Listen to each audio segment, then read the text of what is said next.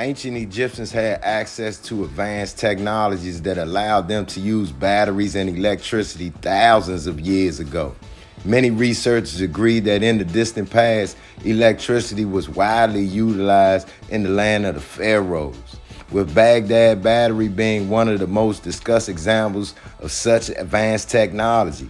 The battery is a set of three artifacts found together: a ceramic pot, a tube of copper, and a rod of iron. Although it was discovered in Kajut Rabu, Iraq, many believe it was originally designed in Egypt. It was hypothesized by some researchers that the object functioned as a galvanic cell, possibly used for electroplating or some kind of electrotherapy. A careful examination of Egyptian history immediately reveals the sophistication and perfect illumination. No soot has been found in the corridors of the pyramids or the tombs of the kings because these areas were lit using electricity. Relief carvings could also show that the Egyptians used handheld torches powered by cable-free sources. The arc lamp used in the lighthouse of Alexandria is further evidence that the electricity might have been used in ancient Egypt. It is possible that the Great Pyramid of Giza was in fact a giant energy machine built with ancient technology that today is lost. And what if the Great Pyramid of Giza is incomplete today? What if there are ancient components that are missing from the pyramid? A part of the top of the pyramid, it is possible that there are things from inside that are missing as well. Okay, family, this Fry here with another episode. Today we're going to take it back to the motherland. I want to give a shout out to the brother Billy Carson and Forbidden Knowledge. Our ancestors are the mothers and fathers of all humanity, of all science, art, mathematics, medicine, and technology. Most of the greatest technical accomplishments for millennia were created by melanated geniuses that manifested the mind of God. Today on episode 8, Slight Research Black Cultural Segments, we're going to look into Egypt and the pyramid as an electric generator. How all science and technology is pointing us back to Kemet. You have to know to grow. Let's get into these facts, not fiction.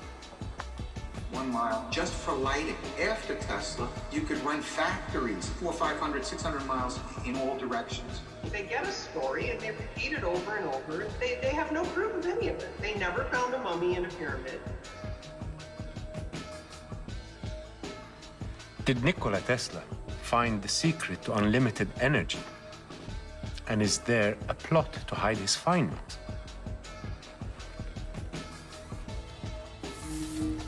Energy, the ultimate power. When I think about it, I find that most wars that have been waged in the past years have been about the control of what provides energy. And if I'm to talk about energy, then I must mention Nikola Tesla. I still remember my physics teacher at school saying that Tesla was an exceptional genius, whose work is behind many important inventions. The story of energy might be quite mysterious. Tesla was a scientist, but some people say that he was mystical.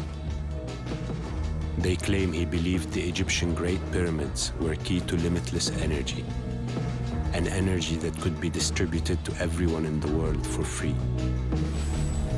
He was a controversial personality even after his death.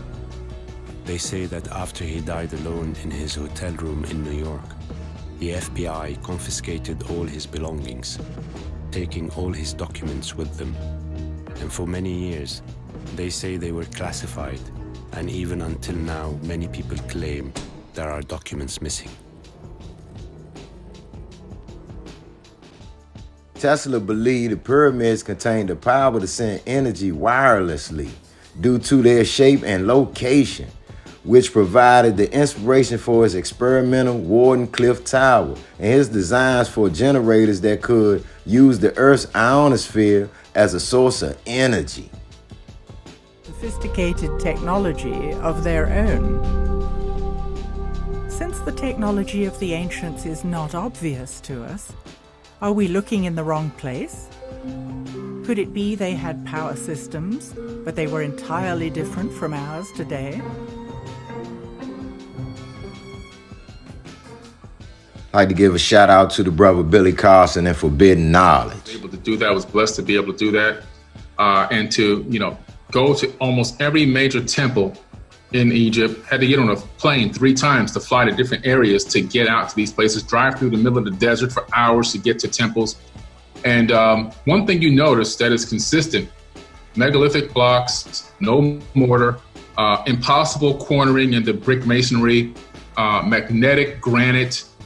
This is all there. It's everywhere you go, and it points to one architect.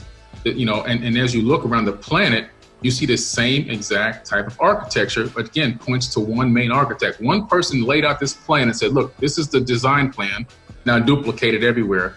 And that's how it was done. But what's really amazing is that the Great Pyramid at Giza, the way that the structure is set up, you can just see the resonating energy and power from it. I had the blessing to be able to go to some of the underground tunnels there. And that area used to be flooded with an aquifer in some of those parts. And that aquifer would allow physiostatic electricity to be transmitted up into the base of the Great Pyramid. And then from there, it would be shot up into through the Grand Gallery, which probably had resonating chambers in it, or resonating rods, that would then fire that power up into the King's Chamber, which I had the blessing of going into. And then I believe personally that the Ark of the Covenant used to sit inside that box that they try to call a sarcophagus. It's the same exact dimensions as the Ark of the Covenant. And that would interact with this Ark, and that would create some type of a master spark, which then would be shot through the apex. And I believe that the Great Pyramid was a multifunctional stone, or is still a multifunctional stone computer, kind of now partly broken because the cap has been taken off and some of the technology has been taken out. But it operated as a wireless generator, wireless power generator. It operated as a portal generator. It operated as a stabilizer, because the Great Pyramid is directly at the center of the mass of the Earth, not the center of the Earth, the center of land mass of the Earth. It's located directly on that spot.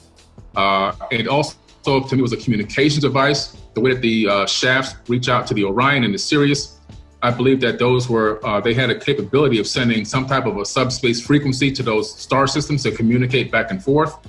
So it's just amazing. And then when you take a look at the Giza Plateau itself, I have a video on my YouTube channel about it, where the temples and the pyramids are located.